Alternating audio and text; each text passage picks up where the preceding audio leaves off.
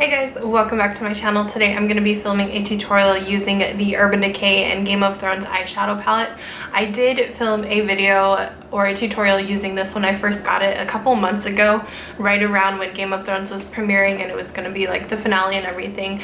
And I said that I would have more tutorials using it, and I just have not had a chance to film those for you. So if you're not familiar, this is what the palette looks like. It is limited edition. I'm not sure if you can get it anymore. I got mine from Ulta, but I know that it was also being sold on Sephora as well as on the Urban Decay site. So if you're interested, you might want to go and check those out. It retails for $65, and this is what the palette itself looks like. So it's split up into these 5 different quints, and I'm just going to kind of mix and match and create a different look with it today. So starting off, I'm going to go ahead and use this shade right here. This is called House Lannister, and it's just kind of like a peachy, warm peachy pink type shade. And I'm just gonna apply this to my crease just to kind of warm it up a little bit.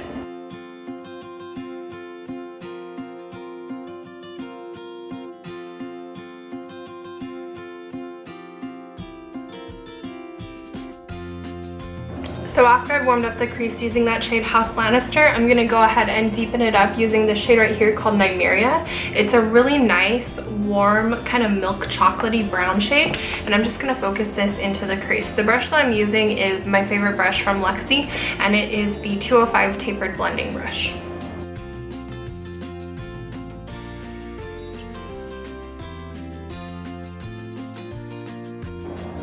So once I have that in place, I'm gonna go ahead and go in with this Nude Sticks Magnetic Eye Color in Moon. It's like a nice, basically flesh tone shade, and I'm just gonna use this to start in the inner corner of my eye and then extend it towards the center part of my eye. And this is just gonna act kind of as a base because, and I've talked about it before, I have really watery eyes, and sometimes like the water, the tears will kind of go upwards and it will ruin my eyeshadow. But because this is more of a waxy base, it kind of stops that from happening. So I'm going to use this to kind of counteract any eyeshadow ruinage that might happen because of my watery eyes.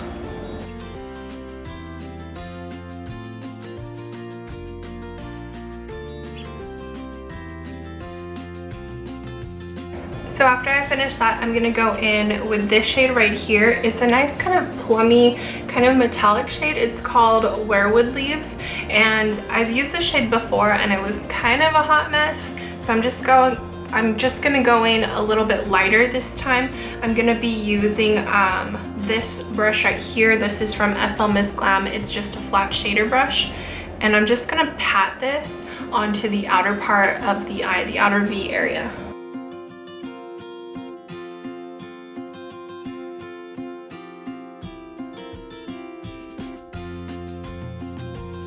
Okay, so I'm gonna go ahead and use my tapered blending brush with that same shade and just kind of blend it out a little bit more. It is kind of difficult to work with because it looks super plummy and purple, but it's actually like a black eyeshadow with like the purple sprinkled throughout it. So when you go to use it, the purple doesn't pick up as well. You just really see like the black undertones and the black undershade of it.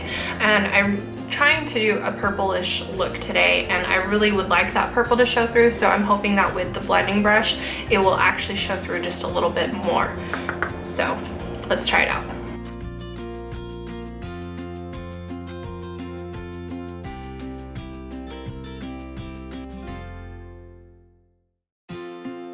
Okay, so that definitely deposited a lot more of the purple shade, but there is definitely fallout with this shade, so be careful if you have this palette, or if you manage to pick it up, be careful with it because you will get lots of fallout from it.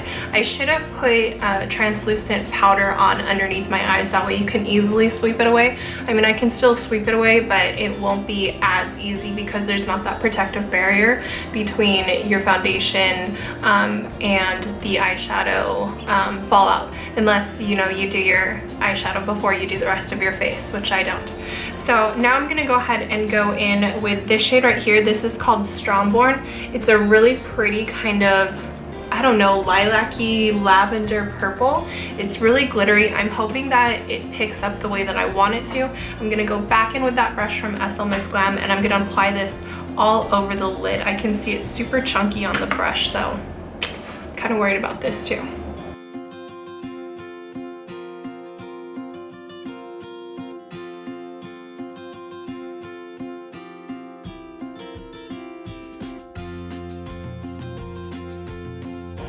So that shade actually applied really nicely. I really like it. I'm happy with it. And there is a little bit of fallout, but not nearly as much as I thought there would be with it being so chunky and glittery. So I'm gonna top it off and focus it really more so in like the inner corner area with this shade Bend the Knee, which is more of a pinky lavender shade, using that same brush and just kind of applying it to the inner corner.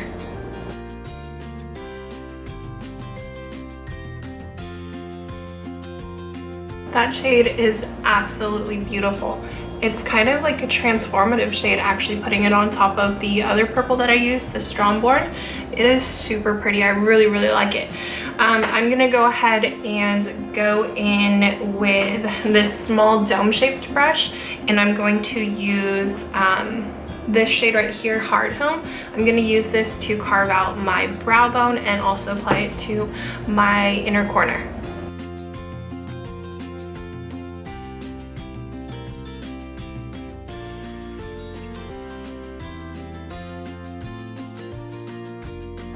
Alright, and then the last thing that I'm going to do with the eyeshadow palette is carefully go in with that same shade, the deeper purple shade, Werewood Leaves, that really plummy one, and I'm going to apply this to my lower lash line and then blend it out with the other two purple shades as well. So starting with Werewood Leaves on the outer corner.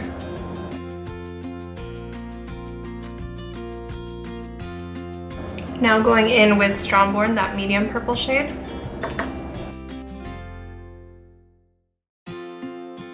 And lastly, going in with Bend the Knee, that really light lilac shade.